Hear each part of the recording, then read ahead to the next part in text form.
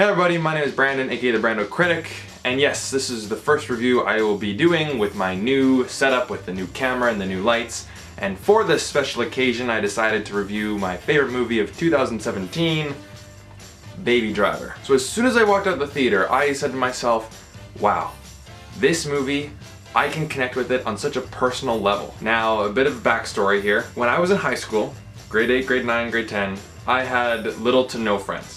I was a complete loser. However, the one thing I did have was my music. And when I was a kid, one of my friend's moms said, I think she was driving us to like the mall or something, and she said, "Oh, you guys like this song?" It was on the radio. And we're like, "Yeah." And then she said, "You know what, keep your favorite songs close to you because they're the only ones that will never disappoint you." And it's a little dour to think like that, but yeah, it's a bit true. So going through high school, I had my tunes to keep me sane.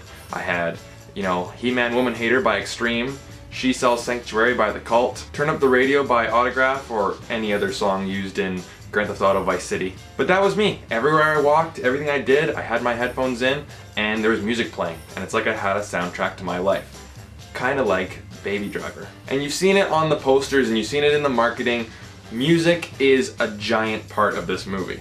But it's not essential to this movie. It is a gimmick, and I know when people hear the word gimmick, they normally think of it as a negative thing. But I think that that gimmick helps this movie become its own thing. You know, it has its own voice, its own style, and it stands alone from the other heist movies out there. So Baby, our main character, he was in a car crash when he was younger, and he has a constant ringing in his ear, and he wears headphones to drown out the noise.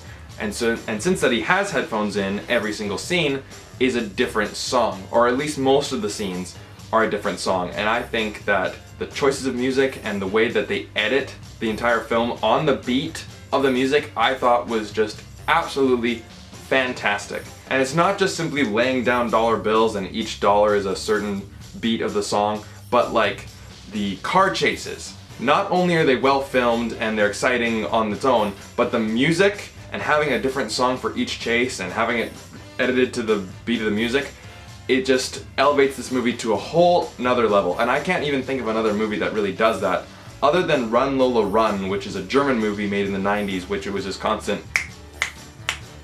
constant beat happening. So I'd recommend this movie based on the pure style of it alone. However, this film does give you more than just style. It does have some substance. But the three actors that stole the show, Kevin Spacey, Jamie Foxx, and Jon Hamm. And when I watched this movie again recently, I thought to myself, it's a shame that Kevin Spacey is no longer working in Hollywood. And I understand why he's not. Okay? I'm not trying to say anything about that. All I'm saying is, it's a shame that he had to do those things because they're inexcusable and he's no longer making movies, because he is one of my favorite actors just based on pure talent alone. As a person, yeah, whatever.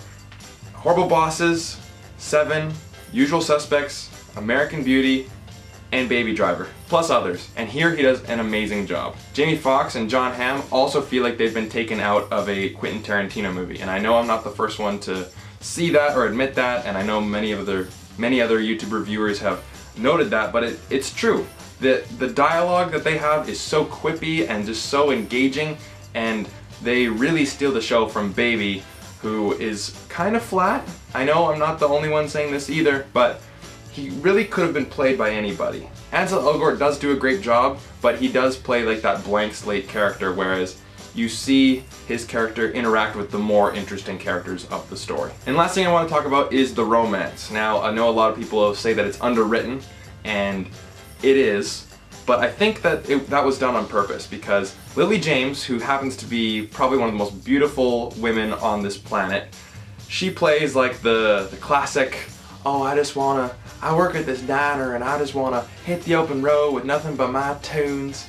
And it's a very old school 50s type of romance, like a James Dean, you know, type of really simple romance. And I know some people really want like the really deep character connections between each other, but for some reason it works in this movie. It works that, you know, they barely know each other, but you know what, they're in love. But to me, the simplicity of the romance is a nice treat.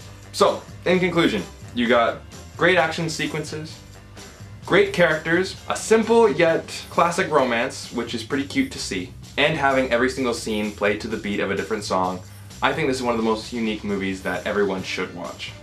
5 out of 5 for me. Anyways guys, I want you guys to tell me what you guys thought of Baby Driver and what was your favorite song in the soundtrack. Mine may have been Easy by the Commodores. That song is just so good. Every time I hear it, I just have to sing it. And if you're new, make sure to hit like and subscribe. Thank you so much for watching. Take care.